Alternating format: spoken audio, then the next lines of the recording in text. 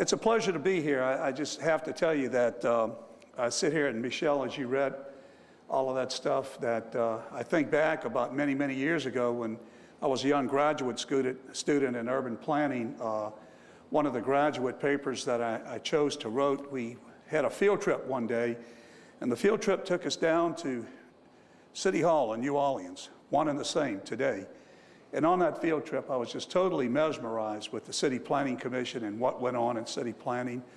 And not connecting the dots at that time, other than my father telling me as a young man growing up, son, this area needs another port. There are more miles of navigable waterways in Louisiana than any other state in the United States except Alaska, and theirs are frozen half the time. So that's about the extent of ports that I knew about. In graduate school, I did a paper in urban planning to get those damn port trucks out of the Uptown Garden District area and off of those beautiful residential neighborhood streets where all of our beautiful mansions and our lovely universities are located. At that time, little did I know, 30 years later, I'd be the damn port director. So be careful what you wish for and what you study and work really hard for. A little bit before we get into the PowerPoint, I think they're sort of regimented, and I like to speak extemporaneously usually. One of the good things and really neat things that a lot of people don't seem to appreciate, of course many do, probably the ones who do are all in this room, is all of the number ones and all of the things from a homogenic standpoint that bring New Orleans together. And little known facts and very well known facts of we're the number 2 city in terms of immigrants coming into the United States next to New York. And that's why we're very obviously a very neighborhood-friendly city. And I mean, it seems like every weekend there are 2 or 3 festivals celebrating such an event. So in addition to just recently, after Sandy, telling Governor Christie the difference between New York and New Jersey in Sandy and Katrina is really not that great and not that different. There were significant differences between the two. But again, from a cultural standpoint, from a social standpoint, from an industrial standpoint, New York and New Jersey, New Orleans, 2 great maritime areas. And what comes about as a result of maritime areas is nothing but good. The movement of commerce and things that occur on a global basis, day in and day out. One of the facts I just came across recently, I wasn't aware of it because, boy, time does slip by, doesn't it? But just recently, I read in some stats that I was going through, I was doing a little research, that since 2007 to 2012, what's happened in terms of international trade activity, particularly on the export side. The export side of international trade from the United States, strangely enough, has exceeded 50% of international GDP, which just blows me away when I think about it. It's grown 48 times, by a factor of 48 times in the last 15 years. GDP itself has only grown by a factor of 22 times in that same time span, and our worldwide population has increased only 1.8 times in that same time span. So if you want to think a little bit out of the box, think in those terms of the numbers aren't always what the headlines state, and what drives those numbers are something that's really of great interest. Now, I know this is an architectural building and not an economics building, so I'll try to leave that alone, and I'll weave back in from time to time because I love economics. The Port of New Orleans, as you can see here, I don't like to talk in terms of the Port of New Orleans being one-dimensional. I like to think in terms of our sister ports. Our sister ports are Baton Rouge, South Louisiana, located in Laplace and Reserve, of course, New Orleans, the little port of St. Bernard just below us in St. Bernard Parish, and then Plaquemines Parish Port. Those 5 ports, to set the pace for this evening's lecture, constitute the largest port system in the world. the largest port system in the world. 500 million tons of cargo move in and out of this river, day in, a year in and year out. 6,000 ships come in, 6,000 ships go out. 500,000 barge movements in a given year. That's bigger than Rotterdam, bigger than Shanghai, bigger than Singapore, bigger than anything on the Yangtze. It is the largest port system worldwide, ladies and gentlemen. That's something to really be proud of. Now, as a result of that, we have got to be good custodians, taking care of that very viable, God-given feat of natural that we have here, natural resource that we have here on the Mississippi River, by taking care of it in a sustainable way. And I think that's part of what we're here to talk about tonight. I have to admit that the maritime industry has not been a vanguard. The maritime industry has not been first on the scene when it comes to sustainability. We've sat, I can remember back in geography classes as an undergraduate, listening to one of my major professor at that time, preach about the loss of one football field every 30 minutes, basically, in coastal Louisiana, losing our estuarine areas and our marshlands. And I want to tell you what, all of this is not unrelated. I, from the navigation side, stand side by side with folks like our congressional delegation, Garrett Graves in Baton Rouge, and others, vying for the return and the rebuilding of that estuarine and coastal wetlands area. Why? Because I'm not a big hunter, I'm not a big fisherman, but I do have grandchildren. They may be that. You have grandchildren, you have children, and it's our right, it's our duty to do that type of thing. So we have to do it again in a routine, day in and day out. Not, well, let me think about it next week. Oh, maybe in 3 months we'll repeat the same activity. No, we have to do it day in and day out, like brushing your teeth or making your bed or washing your clothes. It's something that's got to become habitual. And I think that we have a lot of good opportunities. It's going to take money, there's no question about it, but I think it can happen. And I think it must happen, it has to happen in due time. But I wanted to mention these 5 ports again. By the way, all a niche port into its own right. None of these ports are alike. As an example, you're going to hear me talk mostly about New Orleans tonight. New Orleans is, in fact, standing alone, the 4th largest port in the United States. And it's the 4th largest port in the United States. LA Long Beach is first, but they cheated. Come on. They merged LA and Long Beach. You can't put 2 ports together and take credit for the numbers. The second largest is, guess what? Christie's Port, New York, New Jersey. They cheated. They merged 2 ports together. The third standing out there, I hate to admit it, the third standing alone as a standalone port, not as a complex, is Houston, our good friends in the free state of Houston, and then we're 4th. And we have really good friendly rivalries and competition with Houston. I have to tell you, it's a lot of fun. We love rattling sabers and being on the battlefield with those guys. In truth, in fact, they think that they're the biggest thorn in our side, when in fact Savannah and Charleston are. Competing with those ports are more competitive for New Orleans than any of the others.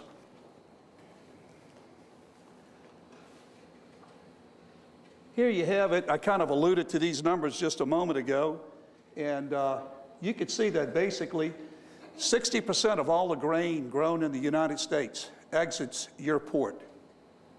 You can also see 20% of all of your coal and your petroleum products on the inbound side, on the import side, come into your refineries, your 12 refineries located in and around the Mississippi River. We call it the Ruhr Valley of America. And you can see the average ship calls. The Port of New Orleans, again, I'm speaking single again now, one-dimensional. The Port of New Orleans is responsible for 380,000 Americans working in the United States around the country. It's responsible for $16 billion in earnings, $37 billion in national economic output.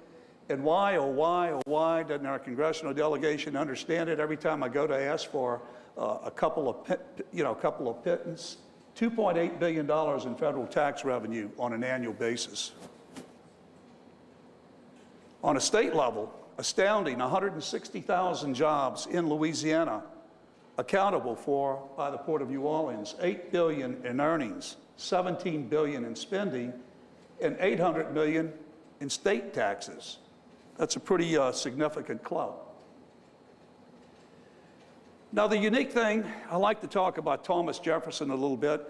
I thought he was a very shrewd fellow, and I thought that his deal that he cut with old Napoleon Bonaparte some 200 or 300 years ago, when was that, 200 years or 300? I'm trying to think. 200, thank you, a little over 200 years ago, was pretty shrewd. It was all about capturing a great portion of the United States for the movement of commerce. And in fact, the Port of New Orleans was actually, for you historians, you can vouch for this, it was here before the city of New Orleans. So the port came first, the movement of commerce, and the city built around the port.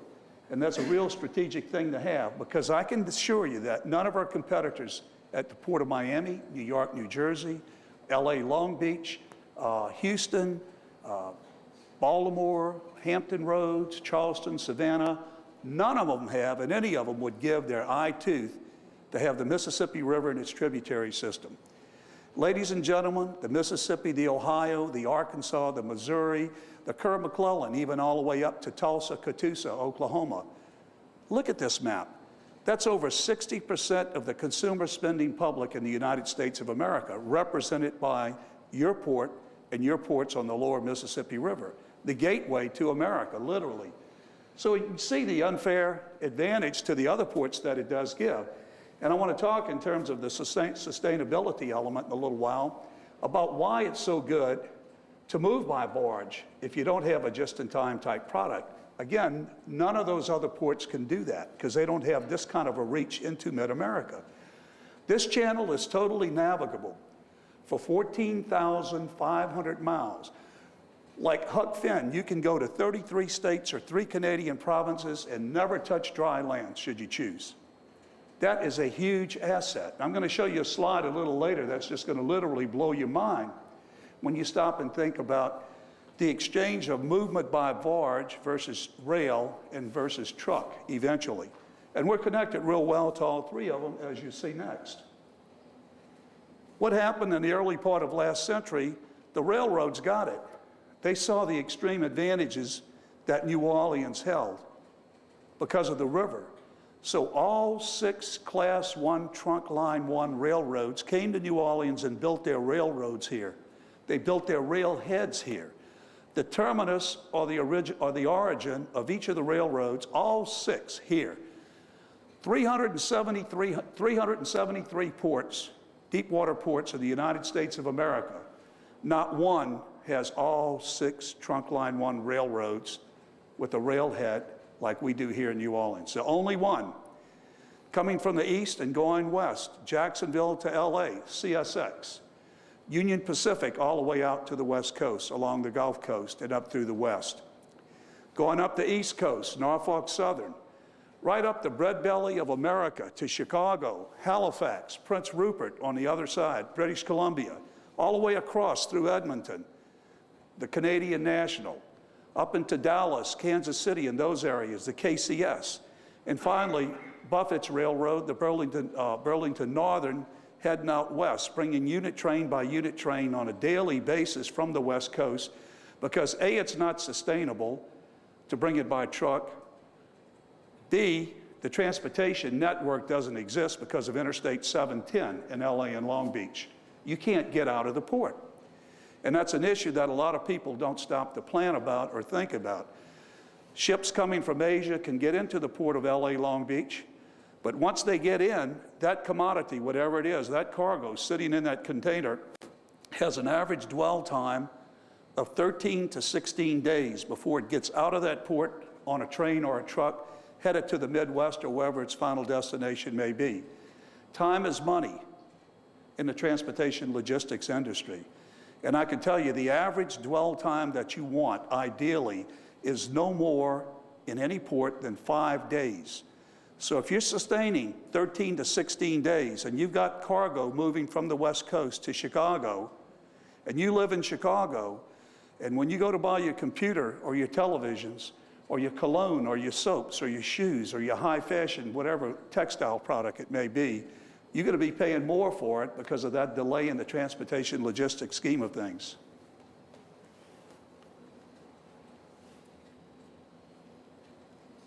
Here you can see the relatively new container terminal that we opened in 2003 or 4, right before Hurricane Katrina.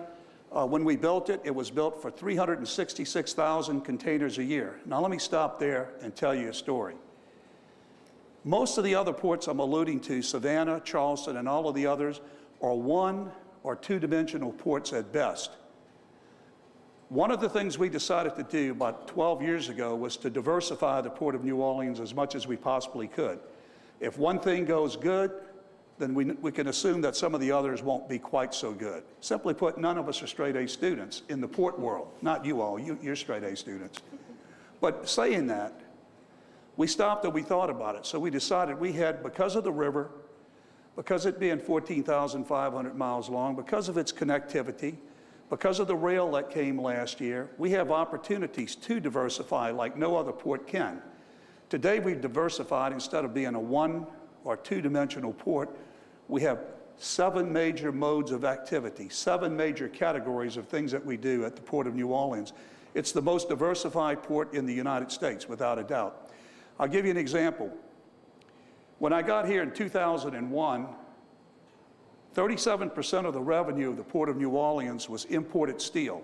We were the #1 importer of steel in the United States at that time. But you stop and think about it, that's a lot of eggs in one basket, 37%. So we began to think about a diversification mode. President Bush came here in January of 2002, George W., and pretty much gave a great speech on free trade. 2 months later, the World Trade Organization, under the Bush administration, imposed a Section 201 steel embargo on all imported steel from anywhere in the world to the United States. 37% of our revenue out the window, just like that. It's a good thing that we had begun about 6 months earlier a real full-court press on the cruise ship industry, and at that time the cruise ship industry was beginning to really proliferate. So the cruise industry carried the steel industry for a good while, until 18 to 24 months later when the steel was dropped. World Trade Organization dropped the 201 and it came back, but it never has come back since 2002 or 2003 like it once was. It's come back stronger this year, but once you lose the momentum, once you lose the ability to trade and you lose the confidence of the consumer, it's very, very, very difficult to get it back. So we built this container terminal as another dimension to expand. You know, you've got some ports, again, that are doing 2 to 3 or 4 million containers. Well, here we built one for 366,000 containers a year. Katrina hit. In short order after Katrina, though, we entered into something that was really huge. We entered into a contract with Mediterranean Shipping Company out of Geneva, Switzerland, the second largest container carrier worldwide, only to Maersk. In doing that, they made New Orleans their load center for the Gulf, like an airport hub, Delta to Atlanta, American to DFW, so on and so forth. And that was huge. Since that time, in the last 3 years, our container activity has doubled. And this past year, we hit 500,000 containers for the first time. We've incrementally built our container terminal to where it's now up to a capacity of 640,000 containers a year.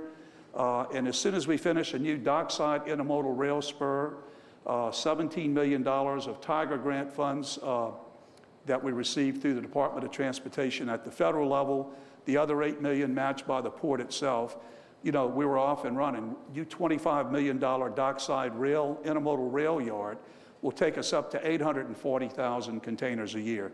We have a footprint to go out to 1.56 million containers a year. And we think as the Panama Canal expands and opens, we're going to need that. And I'll talk a little bit about that momentarily.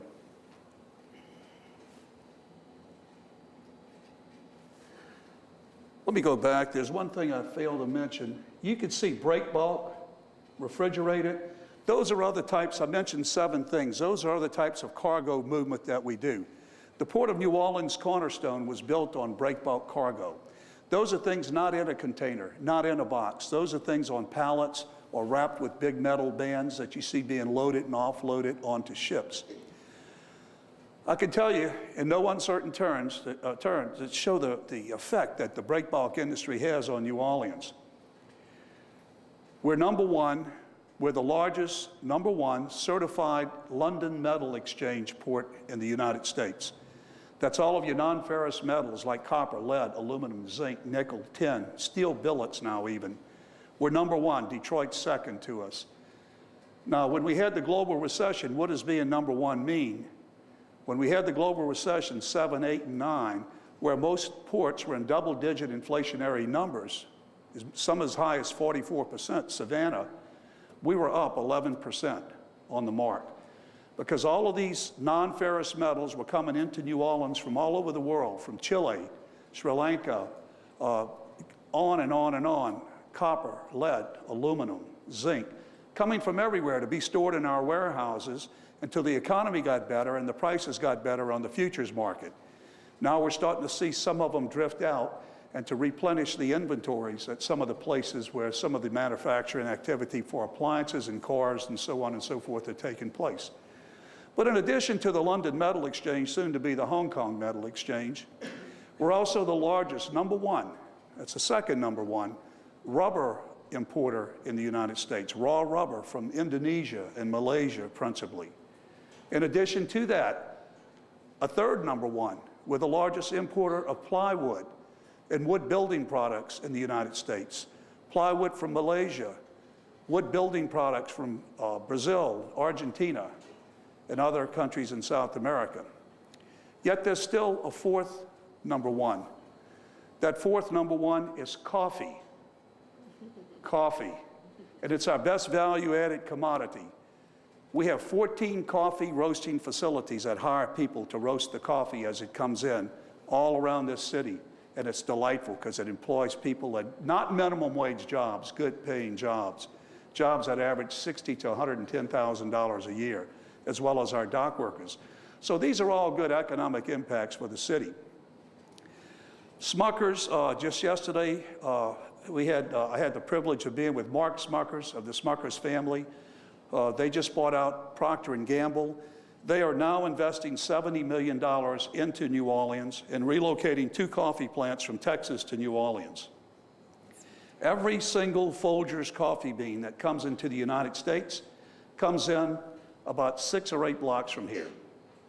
If you drink Folgers, that's where it comes first, right there. Comes into the Port of New Orleans, every single one of them. Smuckers, in addition to that, is also working. They bought out all of the coffee rights for Dunkin' Donut just recently and all of the Sara Lee coffee rights.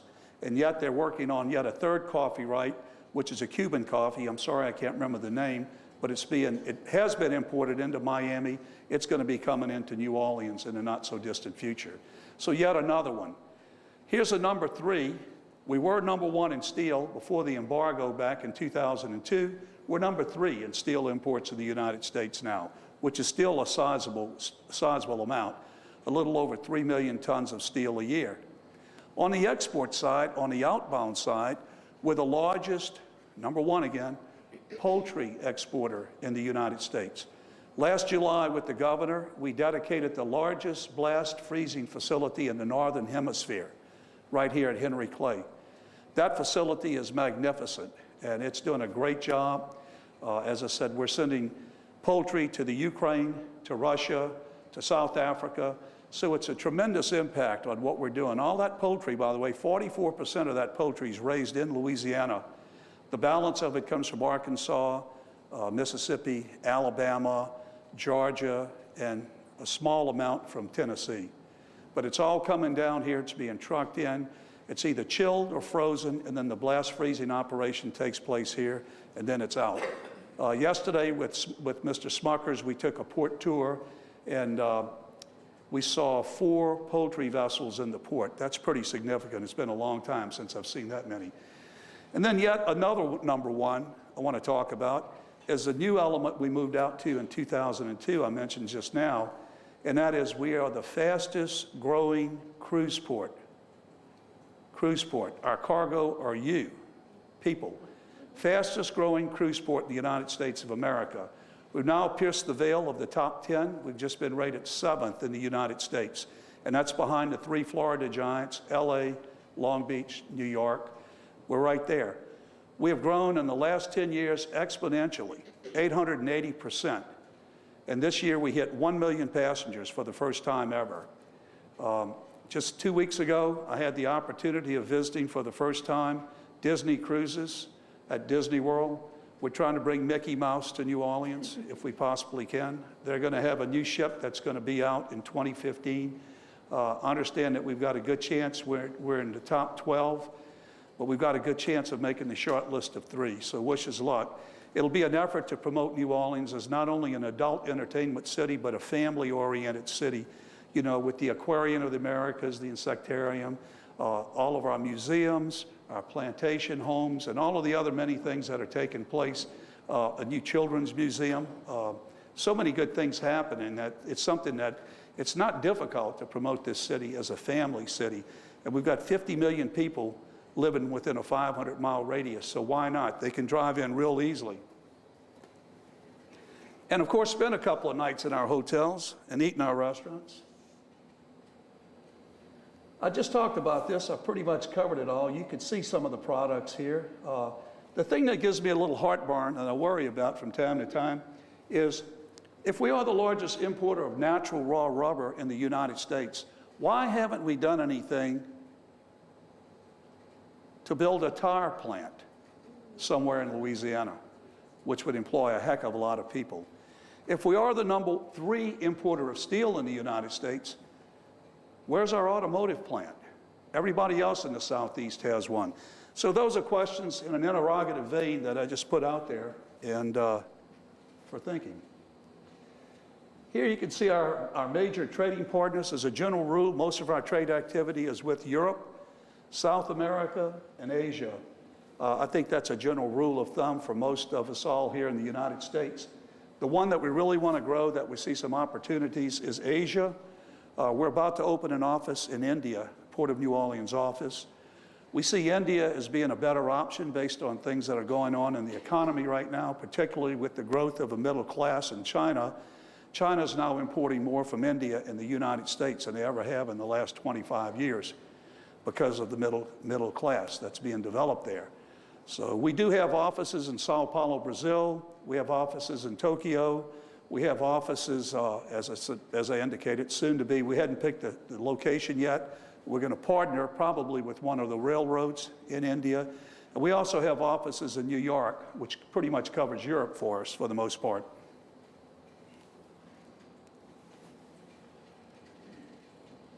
There's your container trade routes. And you can see again, once again, that Europe and South America are head and shoulders above everybody else.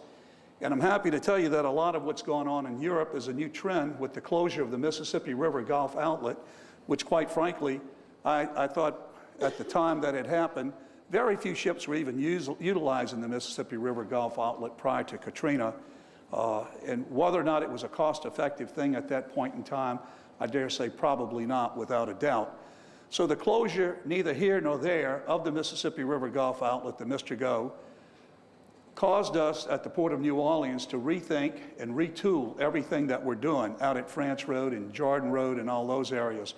So we've converted that area to some activities that are more conducive to shallow draft transportation, barges, if you will. All of the 65% of all the chemicals produced between Baton Rouge and here go out of the Port of Houston or some other out-of-state port. That's a lot of product that we're losing, a lot of jobs that we're losing. So rather than the chemical companies taking their synthetic rubbers, their rosins, and their polymers, and all of the other things that they're exporting out of Houston as an example, we're saving them a $500 dray fee by simply taking those products.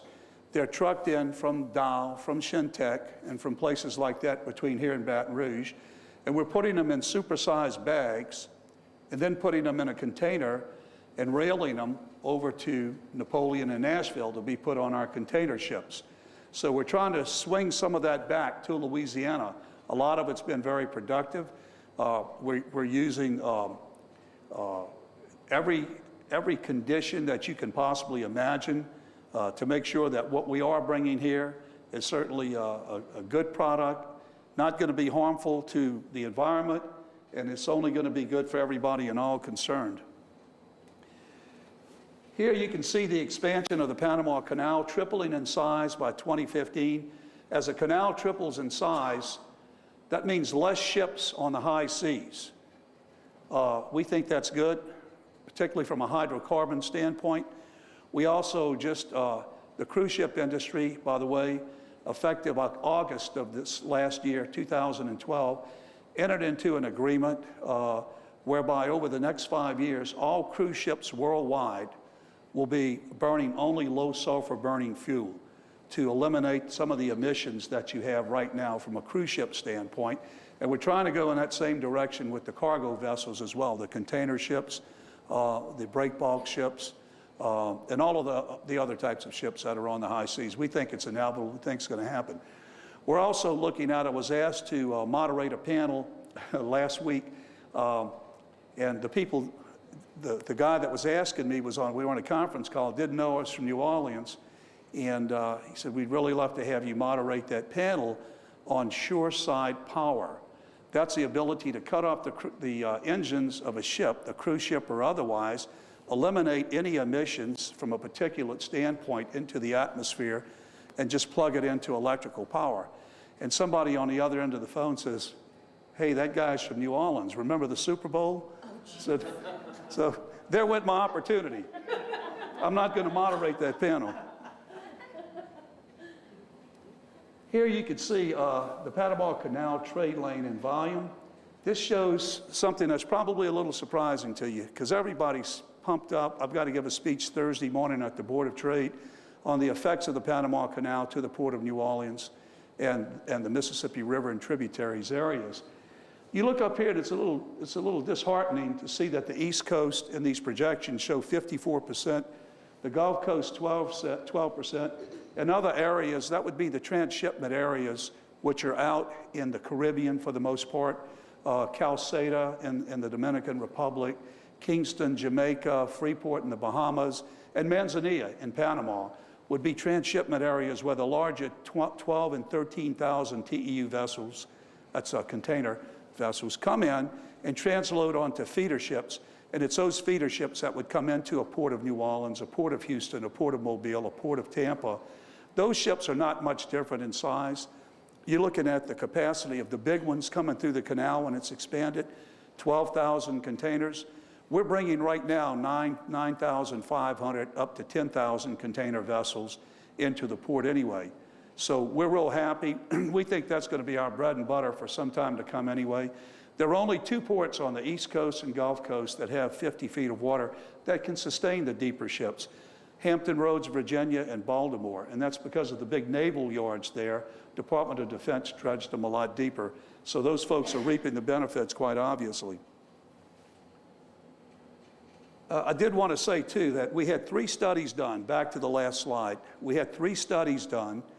We did one at a cost of $500,000 with Parsons Brinkerhoff. The state of Louisiana Department of Economic Development and Department of Transportation and Development had one done by the A.T. Kearney Group. And then the Greater New Orleans, Inc. group had Booz Allen Hamilton perform a study. The net result of all of those studies was similar to that 12% number you saw on the previous slide. The net result of all of that basically indicated that, wait a minute, why would so much go to the East Coast and not the Gulf Coast? Well, that's where the people live. That's where the consumers are. So it's going to go, the product and the cargo is going to go to the consumers. They're going to get as close to the consumers if they possibly could. If a ship could come up the Mississippi River and go straight to Chicago, he never would stop in New Orleans. He wouldn't do that because the real cost at the end of the day in transportation logistics is in your intermodal transportation side. Land movement, rail and truck and highway. That's where your real cost is. By no coincidence, that's where your real pollution is as well. So our swing at the Port of New Orleans, as we acknowledge, We only have 4 competing ports on the Gulf Coast. The East Coast has 18 competing ports. We're all too happy to take our 12% and run because it's going to be a lot more for us anyway at the end of the day. But again, remember, waterborne movement of cargo is the cleanest, it's your most sustainable energy, and it's your cheapest movement of transportation. So unless you got something that we call just-in-time type of cargo that's got to get to the Target distribution center or the Home Depot distribution center or to wherever its final destination may be, then you should err on the side of water movement as much as possible. We are very successful right now in our 4th year of transitioning the Port of New Orleans from 60% truck movement out, 40% rail movement out, to 60% rail movement out, 40% truck movement out. Some of the projections that we heard about in terms of container growth, this is a little confusing. Basically, our study that we paid all that money for said that container average growth rate in the United States will probably be in the 3.5% area. This was around 2009-10. The actual growth rate, even in spite of the global recession, turned out to be a positive and robust 3.9%. But at the Port of New Orleans, after Mediterranean shipping made us their load center, look what it was. Not 3.5, 33% in 2010, 12% in 2011, and it was 9% this past year. So much for paying so much money for a big fancy study. We spent $300 million roughly, a little over $300 million in the port last year. A little over $100 million of that went into infrastructure. Here you see 2 cranes, state-of-the-art, finest cranes you can find anywhere in the world that were built in Korea over a 2-year period for us. These cranes are what we call a 100-foot gauge at the bottom, which allows the crane to reach out with these big arms a lot farther than the other cranes, which are 50-foot gauge cranes. So as these larger ships come in, right now our traditional cranes can handle 13 or 14 containers across the beam of a ship, pick them up, bring them in, put them on a truck chassis or a rail car, take them out, or vice versa, put them on. These do 19 and 20. And we just got our first call this week. The cranes have been in place almost a year, but we just got our first call from MSC, Mediterranean Shipping, asking if we could load across to 19, which is only the first, but it's an indication that bigger ships are coming. Less pollution, more sustainable, less cost, more containers per single ship load. We're ecstatic with that. Here again, you can see one of the big MSC ships at our dock. Again, there are the 2 new container cranes working. In addition to the new 2 container cranes, we opened up an additional 5-acre marshaling yard for the container cranes to provide laydown. Last year, we also opened up a $24 million Julia Street cruise terminal, state-of-the-art, which houses our largest cruise ship, Royal Caribbean's Navigator of the Seas. Next year, November of this year, we'll switch off to the Serenade of the Seas, which is yet a bigger and a nicer ship than the Navigator of the Seas. And also the Norwegian Star will become, we're bringing in the Norwegian Gem, the Jewel or the Gem, I get mixed up. They're both 2 sister ships, really, really nice. So we're excited about those 2 new ships coming in. And then we also, in addition to that, we opened that $43 million blast freezing facility that I alluded to. Another $100+ million was spent on Katrina and Gustav repairs, roofs, skylights, doors. Then another $100 million was invested by our private investors, by our private partners out there of their own money and improvements. So we appreciate that help as well.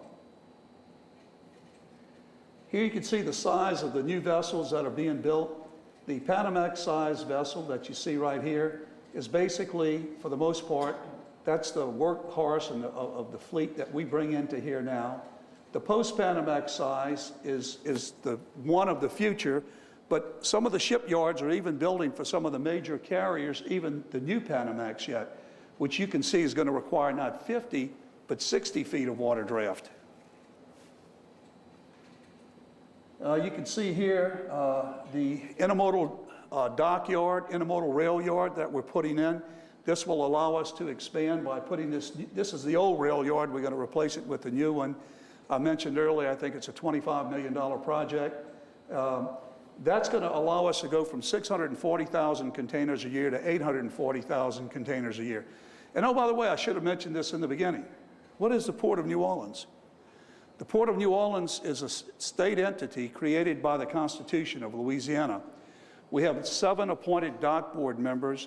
In the 4 ports that I've been at throughout my lifetime as president, it is the most transparent, it is the most unbelievable, maybe anywhere in the United States, not only Louisiana. We have 7 dock board members that are appointed by the governor from a nomination process of 15 to 18 different groups. Those 15 to 18 names take 15 to 18 weeks. Once they're complete for each single slot, they're term limited to one and only one term, 5 years. That's it. So they take their slot, they're dedicated, they're unpaid, and they dedicate themselves for 5 years. That group of 15 to 18 will select 3 names, and 3 names go to the governor, and the governor selects the final one. It's tougher than getting elected to an elected position. And it's a very noteworthy and noble job that these individuals do. We're very proud of them. They do an excellent job, and they're very proud to participate and be a part of the community in delivering these types of projects. Here you can see an overhead view of the container terminal. Those are not Legos, they're real containers, each one weighing 20 tons each, having 20 tons of cargo in each one of them. And you can see some of the other types of things in the lower part of the picture that we do. That's Mississippi pine, Mississippi yellow pine that we bring over from Mississippi. We load it up on ships. We send it to China. In this case, it's turned into furniture in China, and it's shipped back to us in containers. So that's the pure logistics of it all and how it works. Here's something I want to talk a little bit about. It's kind of near and dear to all our hearts. You know, you read something about Mississippi just recently. Break my neck. Yeah, I see that. Mississippi, the Gulfport, my former port, the governor, former governor, Haley Barbour, dedicated $500 and some million, which I don't agree with, to rebuild the port of Gulfport. And trust me, I've got a lot of friends on the Mississippi Gulf Coast. I love that area. And the problem with it is, even if you put $500 or $600 million into Mississippi, you can't get to it. You can't get to it. You have the least turns, nesting ground, number one. It's a 36-foot deep channel, unlike ours is 45 on the river, but you can't get to it. Ship Island, there's Horn Island, there's the Mississippi Sound. I'm telling you that I don't know how, pardon me, but I don't know how elected officials think sometimes. And there may be someone here, and I'm sorry, you're probably the exception to the case if you're in here, thank you. But I don't understand it. If you can't get the permit to dredge the channel deeper than 36 feet, what's the purpose of building a $500 million port that you can't get to? So this is key and paramount to the Mississippi River. We have our very own congressman from here in New Orleans, Cedric Richmond, who offered a bill last year, the dredge bill of 2012. No bill gets passed in its first year. In fact, you're lucky to get a bill passed in its first 5 or 10 years. Well, he's got the dredge bill of 2013 now. Another upper hand that New Orleans has that nobody else has. Savannah just took 13 years to finally get an acceptance by the Army Corps of Engineers, EPA, and all of the other many folks involved with permitting processes to take their channel. They wanted 52 feet, they got 47 feet, to take their channel to 47 feet. In 1986, some genius authorized the Mississippi to go to 55 feet, thank goodness. Why is that important? I think it's important for several reasons. If we can get the Richmond bill passed, and then I'm going to go to the Congressman Bustani's bill from Lafayette in a minute called the RAMP Act, Realizing America's Maritime Promise, which we deserve. It's important to get the channel to 50 feet for several reasons. We had Dr. Ryan and Dr. Richardson, from formerly of UNO and now of LSU, Richardson, do a study. And that study indicated to us for every single foot of draft that we can obtain in the Mississippi River, using the average value of cargo in the river, which is $400 per ton. Remember, 12,000 ships a year, 6 in, 6 out. For every single foot we lose, or for every single foot we gain, the economic impact on one single ship call is a little over $1 million. So you do the math, 1 foot times 12,000 ships, or 5 feet, $5 million plus times 12,000 ships in terms of the economic impact on the local, state, and national community. Incredible. So we think it's a bill that certainly justifies passage. Dr. Bustani's bill, Congressman Bustani's bill from Lafayette, has to do with, and he's got over 125 co-sponsors on this bill, the RAMP Act, Realize Americans' Maritime Promise. In 1986, so wisely as we do here in America, Congress passed the Harbor Maintenance Trust Fund bill. The Harbor Maintenance Trust Fund bill in itself is a very excellent and good bill. It applies ad valorem taxes on all imported cargo coming into the United States at all of our 373 ports. It generates about $1.6 billion a year in collections. Those monies are intended solely for the purpose of dredging America's ports and harbors, for the movement of commerce, and for the good of commerce and our jobs in the United States.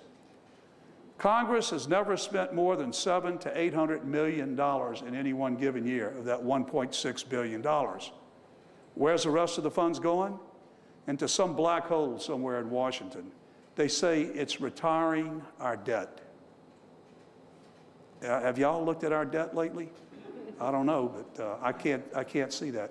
Anyway, so the RAMP Act by Bustani would allow for those funds to go where they rightfully belong, because 30% of our ports in the United States are not dredged to their project depth. Something that's got to happen. If we're going to meet the president's mandate of doubling exports by the end of 2014. The rest of this speaks for itself. You can see we talked a little bit about this one a little while ago. If you dredge the river every year, which we have to keep it, maintain it at its depth, slowly but surely, inch by inch, we think that we could recoup 775 acres of wetlands on an annual basis. As we were talking, some of us a little earlier, as opposed to what we're doing now, dumping it off the edge of the continental shelf, causing black zones and black holes that are killing all of our wildlife and habitat and our fish. Just seems like a good thing to do. Beneficial use. Here's the one I alluded to earlier. Why waterborne commerce movement? I'll just simplify it. If you go to under the equivalent units, one barge. Sometimes we see as many as 15 or 20 barges being pushed by one towboat in the river. One barge is equivalent to 16 jumbo rail hopper cars, and that's equivalent to 58 large semi-trailer trucks on the highway. What does that do to the economy? What does that do to the environment? I'm just asking.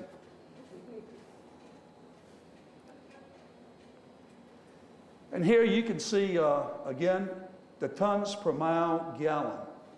Water movement versus rail movement versus truck movement.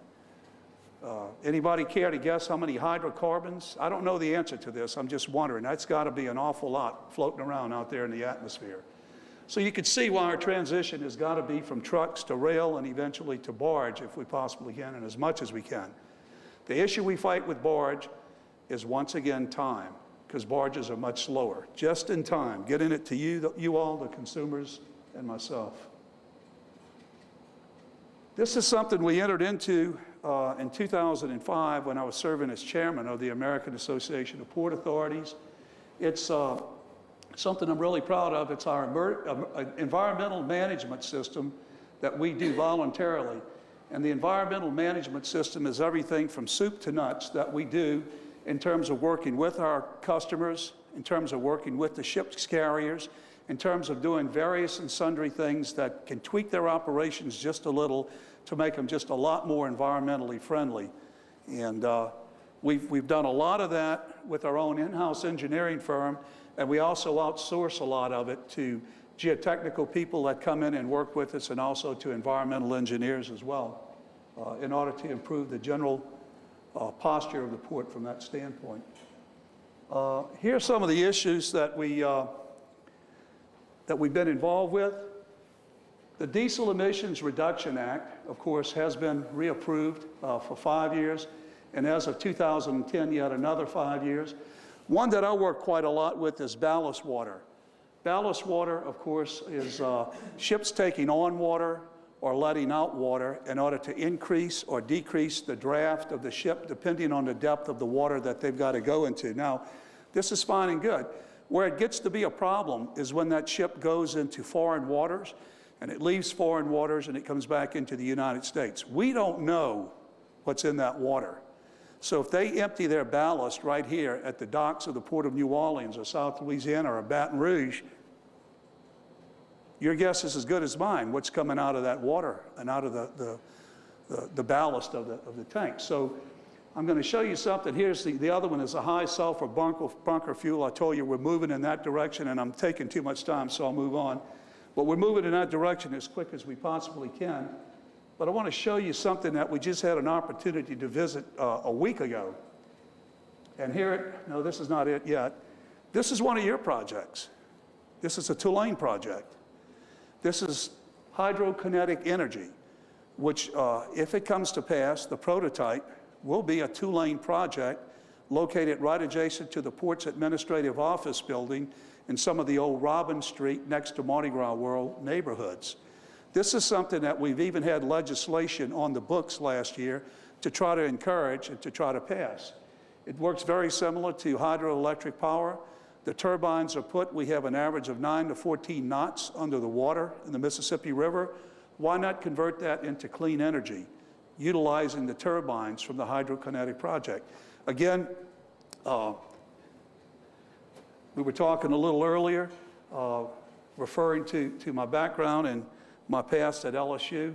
And I remember when we announced this project, all of my good LSU buddies took a picture of me behind a podium like this, and there was a big Tulane flag right here.